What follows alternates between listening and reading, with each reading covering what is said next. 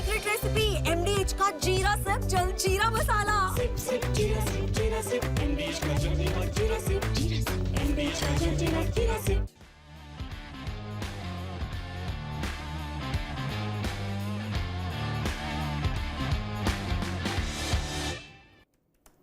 नमस्कार, sports time में आप सभी का स्वागत है। मैं हूं शिवेंद्र और मेरे साथ हैं मेरे सहयोगी कुणाल।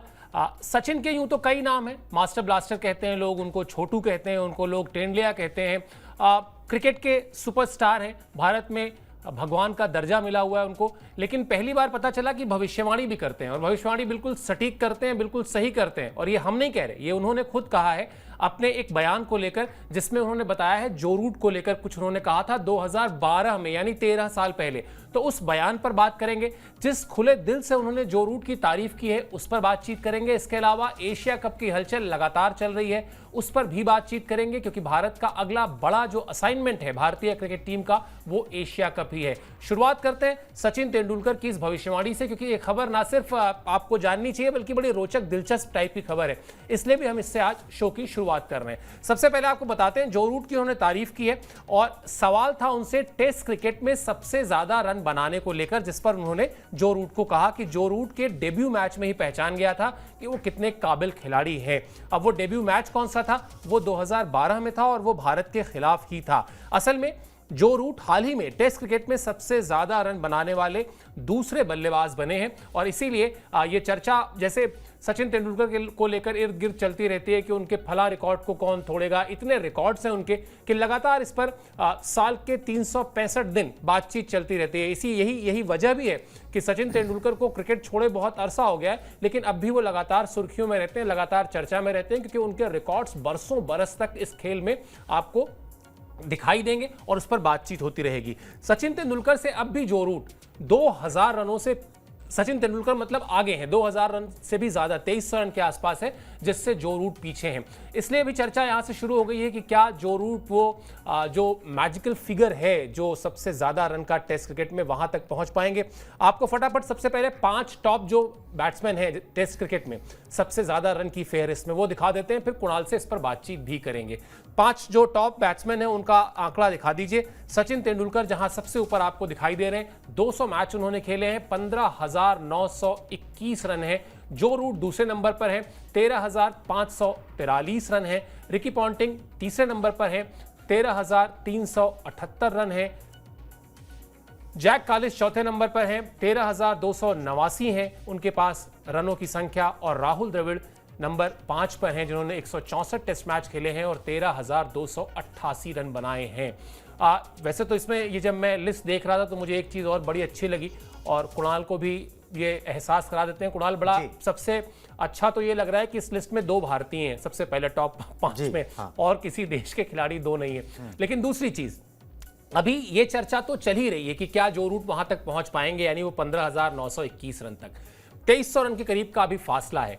मैं इस पर नहीं जाऊंगा कि क्या पहुंच पाएंगे या नहीं, मैं इस पर जाऊंगा कि सचिन तेंदुलकर के रिकॉर्ड जब तक आप तोड़ ना लें तब तक आप ना माने कि आपने तोड़ लिया है। और 2300 रन जो है वो ठीक ठाक होते हैं। ये बिल्कुल सच है कि जो रूट बहुत अच्छा खेल रहे हैं, ये भी सच है कि अभी उनके पास उम्र है, वो लंबा खेल सकते हैं। लेकिन कुछ समय पहले 100 शतकों के शतक के करीब पहुंच रहे थे विराट कोहली, लेकिन अचानक एक डेवलपमेंट हुआ, अचानक इस तरह की का घटनाक्रम हुआ कि अब वो रिकॉर्ड जो है वो नहीं टूटता दिखाई देता सचिन तेंदुलकर का। इसके साथ क्या होता देखते हैं आप? देखिए, शिखर को छूना आसान नहीं होता है, वो हमेशा ही होता है, मुश्किल तो रहता ही है। और सबसे ज्यादा मुश्किलात तब आती है जब आप नजदीक पहुंच जाते हो, तो उसके बाद बहुत सारे लोग जो होते हैं, जो बड़े जिनकी विल पावर भी स्ट्रांग होती है, वो वहां पे टूटते हैं, क्योंकि वो लास्ट फेज ही जो होता है ना, वो सबसे ज्यादा मुश्किल जो है वो नजर आता है। वो चीज जो रूट के साथ भी है। मगर हाँ, अगर हम सिर्फ बात करें कि भाई अगर उनके स्टैट्स देखें, तो अभी हमने एक स्टैट देखा कि भाई जो स्टैट्स दोबारा से दिखा दें कि सचिन तेंदुलकर ने 200 टेस्ट मैच खेले, उन्होंने 158 टेस्ट मैच खेले। सचिन तेंदुलकर ने मेरे ख्याल से 40-41 साल की उम्र तक जो है टेस्ट क्रिकेट खेला। जो रूट की उम्र अभी 34 साल है। अब अगर जो रूट या तो 40 साल की उम्र तक खेल जाएं, या फिर वो 200 टेस्ट मैच खेल जाएं तो वो रिकॉर्ड जरूर तोड़ लेंगे, मुझे इसमें कोई डाउट नहीं नजर आता। क्योंकि जिस तरीके के वो बल्लेबाज हैं और जिस तरीके से वो रन बनाते हैं, अमूमन एक टीम जो है 10 से 12-15 टेस्ट मैच खेलती है साल के अंदर, 600-700 रन एक खिलाड़ी जो है अच्छा खिलाड़ी बना लेता है।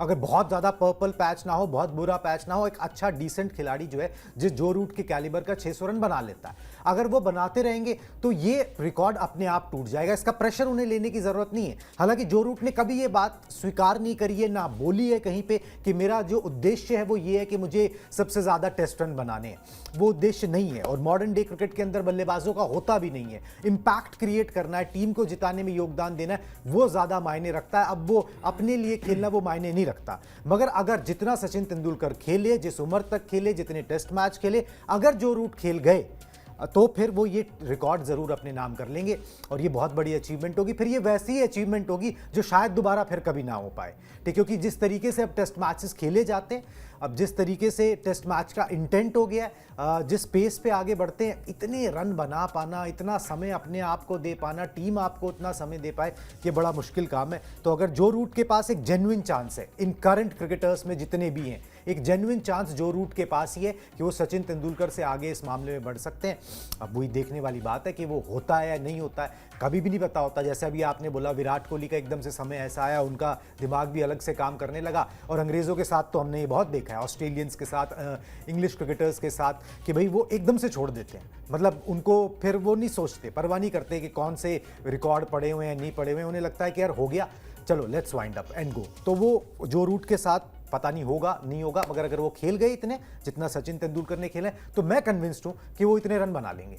हाँ, लेकिन असली सवाल तो यही है कि वो उतना खेल पाएंगे या नहीं खेल पाएंगे। यानी 40-41 साल की उम्र तक खेलना, फिर जैसा सचिन तेंदुलकर ने 200 टेस्ट मैच खेला, वो भी अपने आप में एक अलग ही रिकॉर्ड है। उस तक पहुंचना, अगर वहां तक पहुंच गए तो सही बात है, फिर वो रिकॉर्ड टूट जाएगा और फिर वो रिकॉर्ड ऐसा ही होगा जैसा सर डॉन ब्रैडमैन का है, 99.94 की जो उनकी टेस्ट एवरेज है, जो आज तक कोई तोड़ ही नहीं पाया। मतलब वो 100 की हो जाती है अगर वो आखिरी पारी में 0 पर आउट ना हुए होते। उस पर हमने कई बार बात की है। अब आ जाते हैं जरा ये भविष्यवाणी, जो भविष्यवाणी शब्द हमने इस्तेमाल किया है वो क्यों किया है। दिखाइए जरा सचिन तेंदुलकर का वो बयान जिसमें वो ये भविष्यवाणी कर रहे हैं। 13,000 रन के आंकड़े को पार करना बड़ी उपलब्धि है। वो अब भी शानदार बल्लेबाजी कर रहे हैं। जब मैंने 2012 में नागपुर टेस्ट में पहली बार उन्हें देखा था तो मैंने अपने साथी खिलाड़ियों से कहा था कि वो इंग्लैंड के भावी कप्तान को बल्लेबाजी करते देख लें। वो रूट का पहला मैच था। वो विकेट पर जिस तरह अपने लिए जगह बनाते हैं वो मुझे सबसे ज्यादा प्रभावित करता है। उनका स्ट्राइक रोटेट करने का अंदाज शानदार है। मुझे 2012 में ही समझ आ गया था कि वो बड़े खिलाड़ी बनेंगे। ये तो मतलब भविष्यवाणी जो है 13 साल पहले सचिन कह रहे हैं कि मैंने कह दिया था कि बड़े खिलाड़ी बनेंगे। मैंने ये भी कह दिया था कि आप लोग इंग्लैंड के भावी कप्तान को देख रहे हैं। लेकिन चलिए, ये सब एक अलग चीज है। अभी जो हम लिस्ट देख रहे थे कुणाल, उस लिस्ट में एक चीज और बड़ी इंटरेस्टिंग थी। वहां पर सचिन का नाम था, वहां जो रूट का नाम था, वहां जैक कैलिस का नाम था, रिकी पॉन्टिंग का नाम था और वहां राहुल द्रविड़ का नाम था।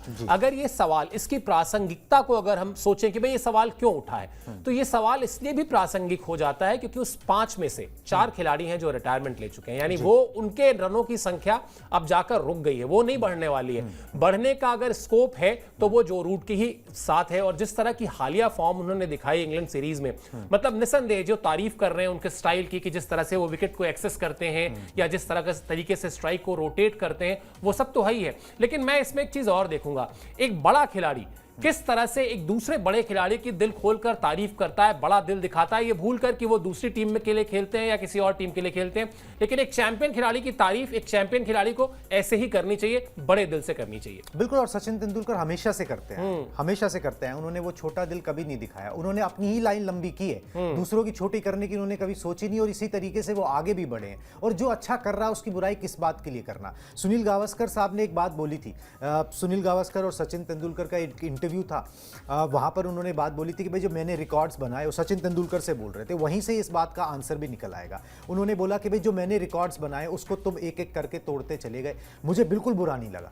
बिल्कुल बुरा इसलिए नहीं लगा कि भाई यही तो ह्यूमैनिटी का प्रोग्रेशन है कि जो आने वाली जनरेशंस होती हैं वो पिछली जनरेशन से बेटर होनी चाहिए, वो उनसे कुछ ज़्यादा अच्छा करके दिखाएं। नहीं तो हम प्रोग्रेस किया कहाँ हमने, हम बढ़े कहाँ। तो तुम मेरे से आगे बढ़े, वो अलग बात है कि हम एक ही देश के हैं, एक ही शहर के हैं, वो एक अलग मैटर है, मगर यहाँ पर भी वही मैटर है कि भाई आप हो तो वो क्रिकेटिंग कम्युनिटी के ही ना। अब अगर कोई आपसे बेहतर कर रहा है या आपके नज़दीक पहुंच रहा है या आपसे ज़्यादा रन बनाने की उस जोन में नज़र आ रहा है, तो आप उसको मोटिवेट ही करोगे, आप उसको डीमोटिवेट नहीं करोगे। वो बड़ा छोटा काम है। अगर वो इतने बड़े कद के आदमी को शोभा नहीं देता कि वो ये करे। अगर कर भी लिया जो रूट ने, तो क्या सचिन तेंदुलकर क्रिकेट के भगवान नहीं रहेंगे क्या? कि वो उनकी वो ख्यातियां जो उन्होंने प्राप्त करी, जो अपने समय से आगे के वो खिलाड़ी थे, वो सब मिट जाएगा क्या? कुछ भी नहीं बदलेगा, वो सब कुछ वही रहेगा। वो ठीक है, वो रिकॉर्ड बुक में दिखेगा कि भाई जो रूट ने कोशिश करके सचिन तेंदुलकर नंबर 2 पर हो जाएंगे, उससे कोई बहुत ज्यादा आसमान नहीं टूट जाएगा। तो मुझे लग रहा है कि ये बड़ा खिलाड़ी ऐसे ही करता है, वो हमेशा दूसरों को मोटिवेट करता है बेहतर करने के लिए, अपने से जो मदद कर सकता है वो भी करता है,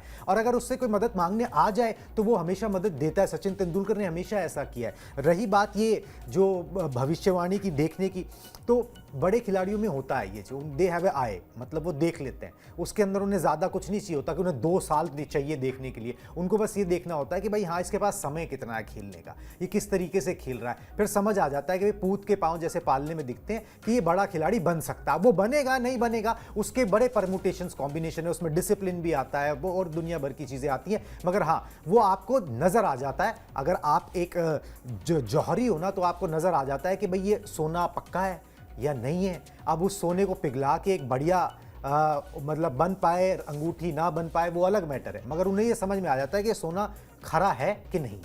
बिल्कुल। और अगर आप देखें, बड़ी दिलचस्प बात ये भी है कुणाल की, जो आप कह रहे हैं कि सचिन तेंदुलकर का अगर वो रिकॉर्ड तोड़ भी देते हैं तो कोई मतलब तूफान नहीं आ रहा है। सचिन तेंदुलकर ने क्रिकेट छोड़ा 2013 में, हम अभी बात कर रहे हैं 2300 रन और बनाने की जो रूट पे, यानी कम से कम 2 साल 3 साल और मान के चलिए, 4 साल मान के चलिए।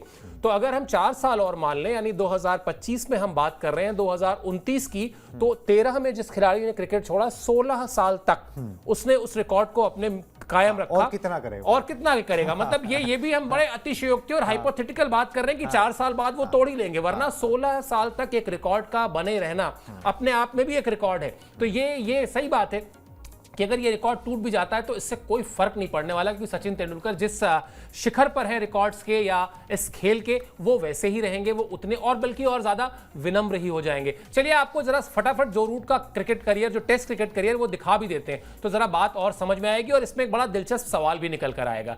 ये जो रूट का करियर है, 158 टेस्ट मैच है, 13,543 रन है, 39 शतक हैं, 51.29 की औसत है और 262 रन उनका सर्वश्रेष्ठ स्कोर है। अब यहां पर मेरा सवाल कुणाल थोड़ा सा आपको फंसा सकता है।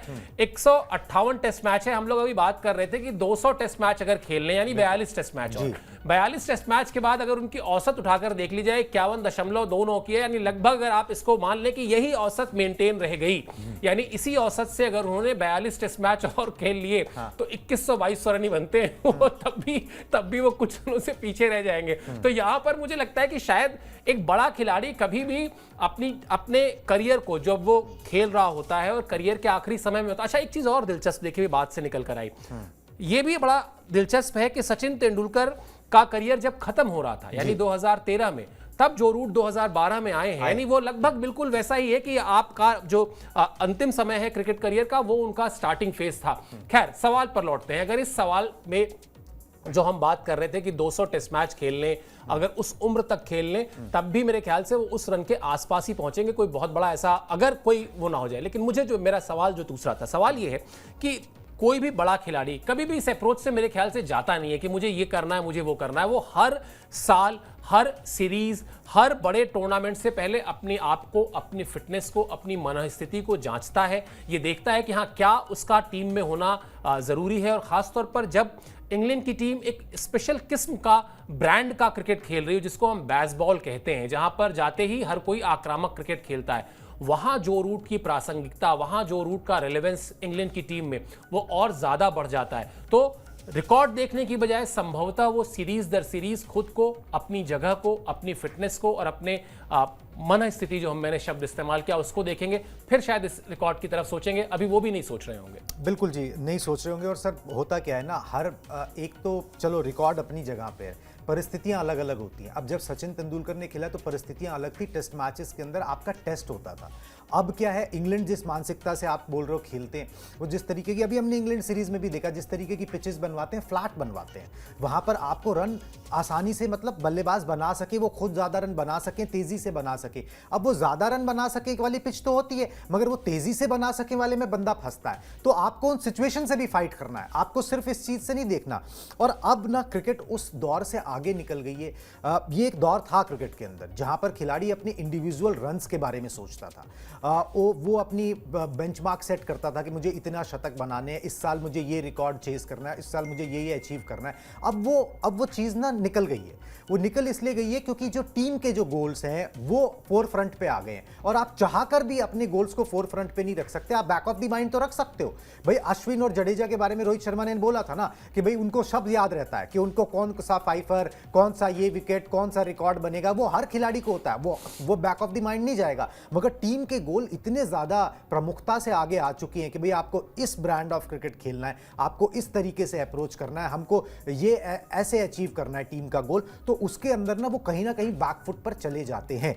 जो रूट बिल्कुल नहीं सोच रहे होंगे, क्योंकि अगर वो ये सोचेंगे तो उनके लिए अचीव करना मुश्किल हो जाएगा। हाँ, अगर वो प्रोसेस पे ध्यान दें, अपने आप को जैसे आपने बोला प्रासंगिक रखें उस इंग्लैंड टीम में अगले 4-5 सालों के लिए, तो फिर वो ये अचीव कर जाएंगे। फिर मुझे नहीं डाउट कि वो दिक्कत होगी। हाँ, और जो आप बोल रहे थे ना, वो 51 की औसत के अगर देखें तो फिर भी कुछ मतलब 100, 150, 500 रन कम पड़ जाते हैं। मगर एक बार बंदा वहाँ पहुँच गया ना, और अगर उसने 15,000 रन छू लिए, तो फिर ये बोर्ड को भी पता है, ये खिलाड़ी को भी पता है, ये उसके कप्तान को भी पता है, और आखिरकार विरोधी है, ठीक है, उस सबको पता है कि फिर भाई 300-400, 500 रन ही और बनने हैं, खिला लो इसको 1 साल और, ठीक है, अगर वो खेलना चाहता है, ठीक है। तो फिर उसका धक्के दे दे के जो है ना, मतलब वो काम करवाई लो, ताकि सबसे ज्यादा टेस्ट रन किसने बनाए जी? इंग्लैंड के बल्लेबाज ने बनाए, जहां से क्रिकेट शुरू हुआ। फिर वो सारी बातें जो है पिक्चर में आ जाती हैं, तो वहां पुश हो जाता है कि भाई चलो, अगर 1 साल की 6 महीने की बात है, 3 शतक की और बात है, तो वो बन जाएंगे। तो मुझे ये लग रहा है कि अब जो रूट के ऊपर है, अगर वो अपनी उस टीम के अंदर, 4 साल एक बहुत लंबा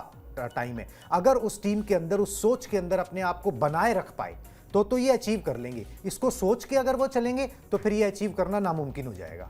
बस ये भी है कि कहीं कोई बेन स्टोक्स जैसा व्यक्ति आकर उनसे ये ना पूछे कि जैसे उन्होंने वॉशिंगटन सुंदर और रविंद्र जडेजा से पूछा था कि डिक्लेयर करना है क्या, तो वैसा ना हो जाए बस। बाकी सही बात है, अगर आप उसके क्लोज पहुंच जाएंगे तो फिर आपका भी मोटिवेशन अलग किस्म का होता है, और वो इसके जब करीब होंगे तब तय करेंगे। अभी उस पर बात करना जो है वो भी नहीं सोच रहे होंगे, जैसा हमने कहा। चलिए अब आगे बढ़ते हैं।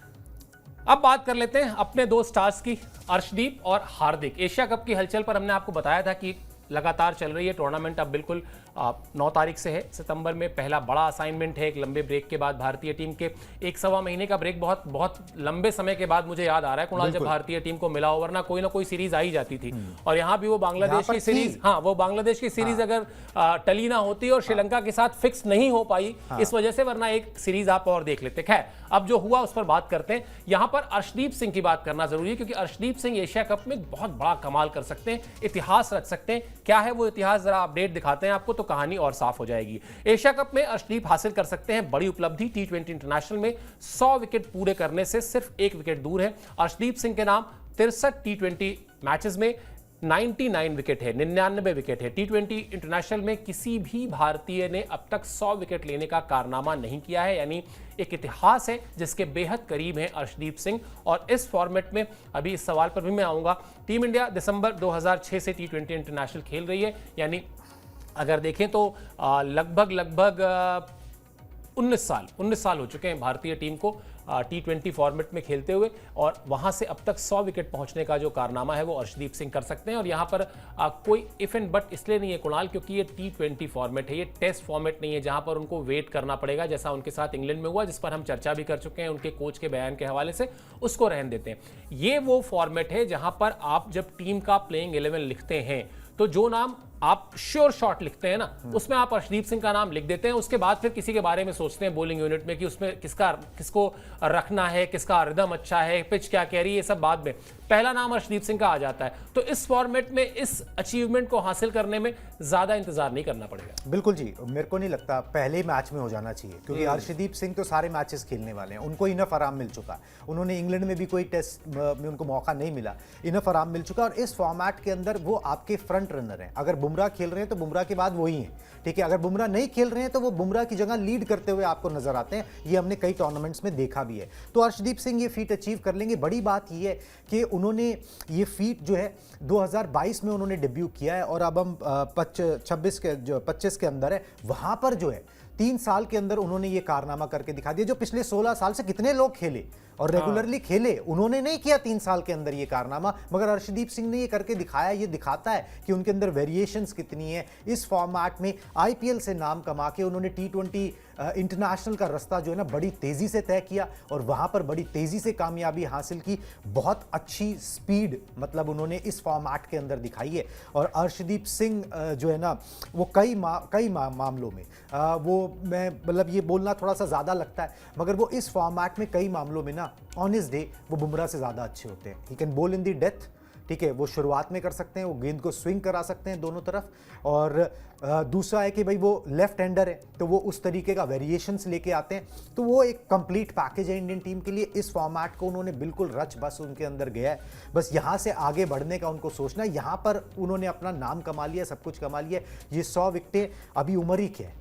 अब जिस तरीके से T20 इंटरनेशनल और खेल रहे हैं, T20 इंटरनेशनल्स के कई गेंदबाजी के रिकॉर्ड उनके नाम होंगे, मेरे को इसमें डाउट नहीं है। जिस तरीके की उनकी उम्र है, जिस तरीके की फिटनेस है और जिस तरीके की हंगर है। बिल्कुल, और बड़ी बात है जिस टीम में हम लोग हमेशा बात करते हैं ना कि जिस एरा में सचिन तेंदुलकर थे, उसी में सौरव गांगुली थे, राहुल द्रविड़ थे, वीरेंद्र सहवाग भी बाद में आ गए थे, VVS लक्ष्मण थे, लेकिन सबने अपनी अपनी जगह बनाई। और जगह बनाने के पीछे वो जगह किसी ने उनको दी नहीं, उन्होंने अपने परफॉर्मेंस से बनाई। तो इस समय भी अगर जब जसप्रीत बुमराह हैं, शमी रहे, सिराज रहे, उस एरा में अगर वो अपने लिए जगह बना पा रहे हैं, और आप ये बात कह रहे हैं, और मैं भी इस बात से सहमत हूं कि एट टाइम्स वो T20 फॉर्मेट में बुमराह से भी ज्यादा लीथल गेंदबाज हो जाते हैं because of his left hand bowling. तो वो भी एक बड़ा अचीवमेंट है अर्शदीप सिंह का। और निश्चित तौर पर टूर्नामेंट शुरू होगा तो मतलब संभवतः जैसा कुणाल ने कहा है, पहले ही मैच में हम ये खबर लेकर आपके पास आएंगे कि साहब उन्होंने इतिहास रच दिया है। इतिहास रचने का मौका एक और खिलाड़ी के पास है, वो खिलाड़ी है हार्दिक पांड्या।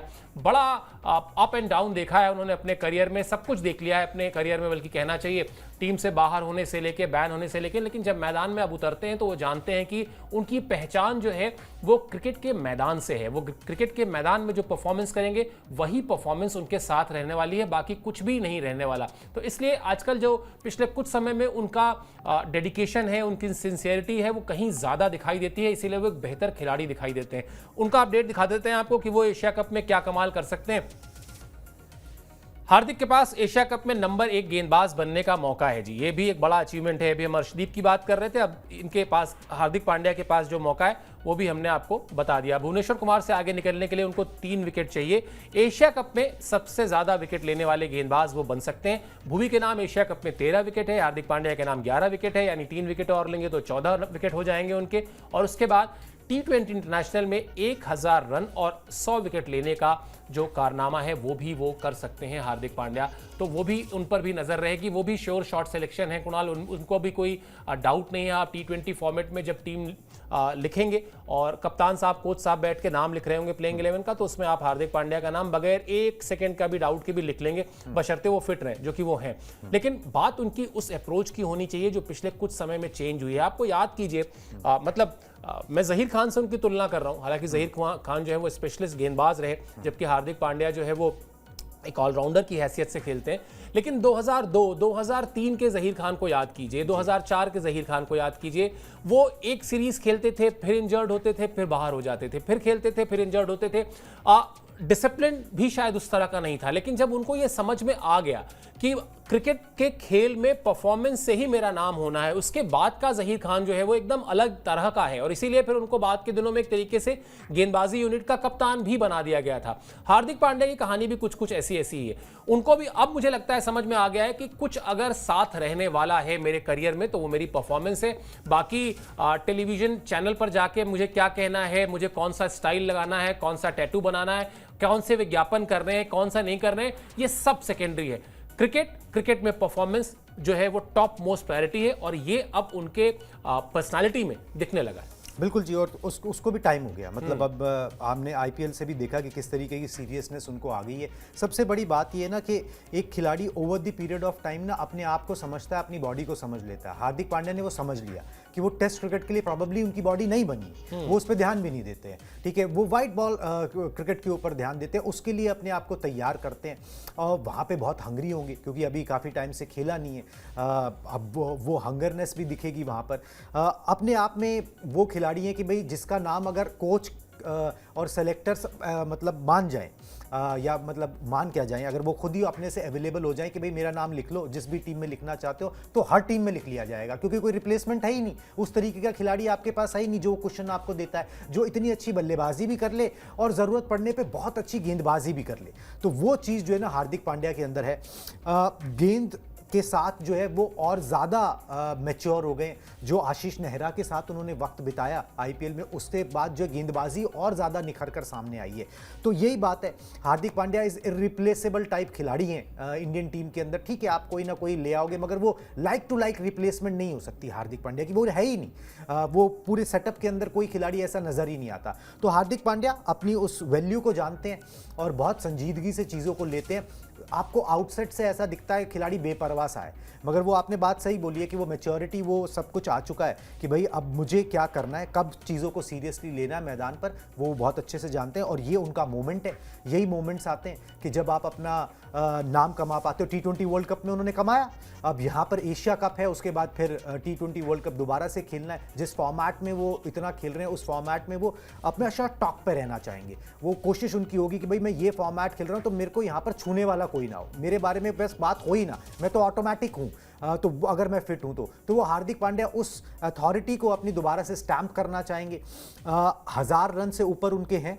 100 विकेट पूरे करने के लिए 6 उनको विकेट चाहिए और अगर वो कर लेते हैं तो शाकिब अल हसन के बाद दूसरे इंटरनेशनल खिलाड़ी होंगे जो ये कर पाएगा। ये बहुत बड़ी बात है क्योंकि इतने लोग T20 इंटरनेशनल खेलते हैं और बड़े बड़ों ने खेला है, मतलब ब्रावो से लेके और ये वो जितने भी आप नाम ले लीजिए, मगर कोई भी ये चीज़ें अचीव नहीं कर पाया है। शाकिब के बाद अगर वो ये अचीव करते हैं तो it's a very big achievement Hardik Pandya के लिए जो होगी। बिल्कुल, और इन दोनों ही गेंदबाजों के साथ, यानी दोनों ही खिलाड़ियों के साथ, अर्शदीप के साथ, हार्दिक पांड्या के साथ अगर ये अचीवमेंट जुड़ती है तो कहीं ना कहीं आप डायरेक्टली इसका मतलब ये समझिए कि भारतीय टीम अच्छा ही कर रही होगी, तभी ये सब कुछ हो रहा होगा। और वो जो हम लगातार चर्चा करते हैं कि खिताब के सबसे तगड़ी दावेदार है भारतीय टीम, वो भी आपको मैदान में दिखाई देगा। चलिए, संजीदगी शब्द का बहुत बार आज इस्तेमाल हुआ है, तो उसी संजीदगी से हम आपके लिए शो बनाते हैं कि आपको स्पोर्ट्स की सारी खबरों से अपडेटेड रखें। आप हमारे साथ आधे घंटे जुड़ें तो उसके बाद आपको पता रहे कि हाँ क्या कुछ चल रहा है क्रिकेट के मैदान में या क्रिकेट के मैदान से इतर भी। आपको सिर्फ इतना करना है कि स्पोर्ट्स 9 को सब्सक्राइब कर लीजिए, जिससे हम जो ये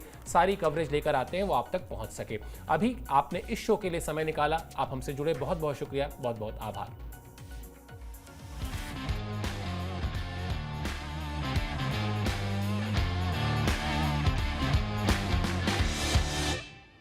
सीक्रेट रेसिपी MDH का जीरा सब जलजीरा मसाला।